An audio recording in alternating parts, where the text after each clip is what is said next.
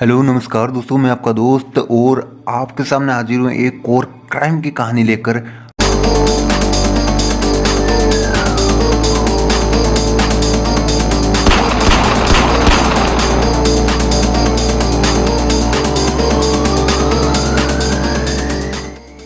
दोस्तों आज की कहानी शुरू होती है माया नगरी मुंबई में माहिम तट से।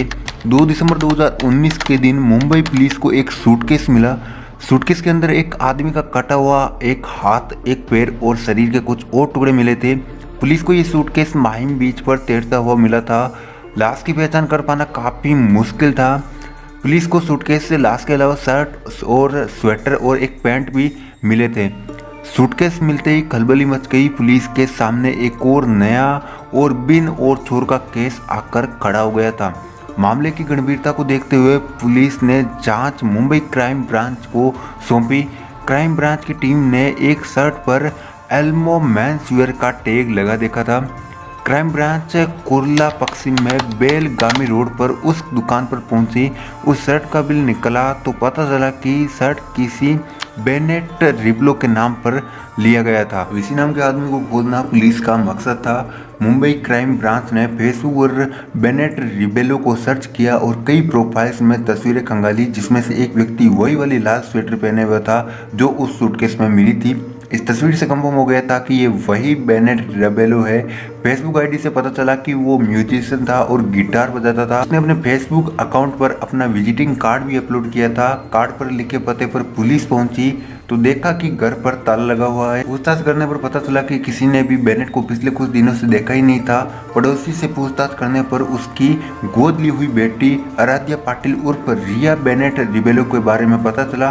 पड़ोसी ने बताया कि यहाँ वे अपनी गोद ली हुई 19 वर्षीय बेटी के साथ रहते थे। पुलिस ने उसका नंबर हासिल किया और 7 दिसंबर के दिन बेनेट रिबेलो की हत्या के शक में बेनेट की गोद ली हुई बेटी और उसकी बॉयफ्रेंड को गिरफ्तार कर लिया। लड़की 19 साल की है और लड़का 16 साल का। पूछताछ करने पर दोनों ने बेनेट की हत्या करने की बात कबूल कर ली। एक गोद ली हुई बेटी ने अपने प्रेमी के साथ मिलकर अपने पिता की हत्या कर दी, उसके कई टुकड़े कर डाले थे।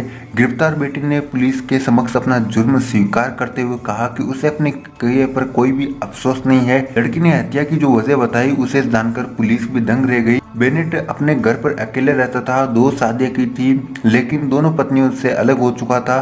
26 नवंबर के दिन उसकी बेटी ने अपने बॉयफ्रेंड के साथ मिलकर उसकी हत्या कर दी। उसने घटना की पूरी जानकारी देते हुए बताया कि दोनों ने बेनेट के ऊपर चाकू और डंडे से हमला किया, उसके मुंह पर मच्छर मारने वाला स्प्रे किया और चाकू से गोद कर मार डाला।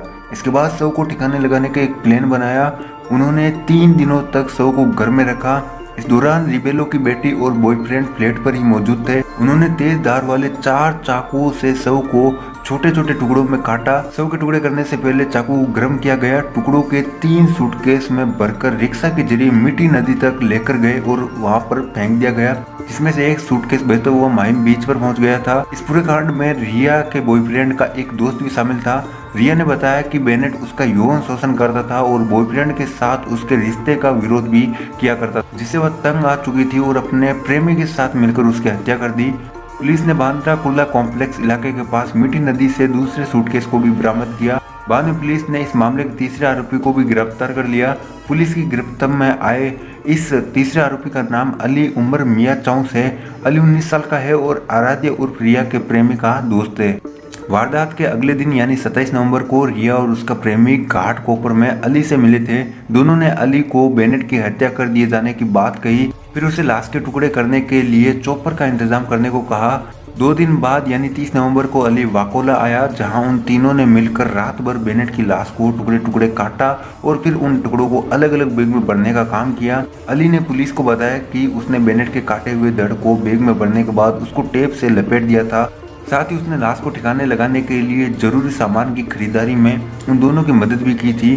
दोनों के साथ उसने बेनेट के घर के पास मौजूद एक दुकान से सूटकेस व अन्य सामान खरीदे। इसी सूटकेस में लाश के टुकड़ों को भरकर वे तीनों मीठी नदी में फेंक आए थे। 26 नवंबर को बेनेट रिबेलो को कत्ल किया गया था। 27 नवंबर को उसकी लाश के 8 टुकड़े किए गए थे। इसके लिए 4 चाकू लाए गए थे। रिबेलो के किचन में इन चाकुओं को गैस चूल्हे से गर्म करके उसके शरीर के अलग अलग हिस्से को काटा गया था। कुछ हिस्से को एक सूटकेस में रखा गया था। बाद में मुंबई के अलग अलग जगहों पर उसकी बॉडी को फेंका गया था। सूटकेस में रखे शव के कुछ टुकड़े पुलिस को जांच के दौरान मिले थे। उसके कपड़ों से पुलिस ने शव की पहचान की थी। इसके बाद मुंबई क्राइम ब्रांच ने सूटकेस वाली लाश की गुत्थी सुलझा ली थी। दोस्तों, क्राइम चाहे कितनी भी सफाई से क्यों ना किया जाए, लेकिन वो एक ना एक दिन पकड़ा ही जाता है, क्योंकि वो एक क्राइम है।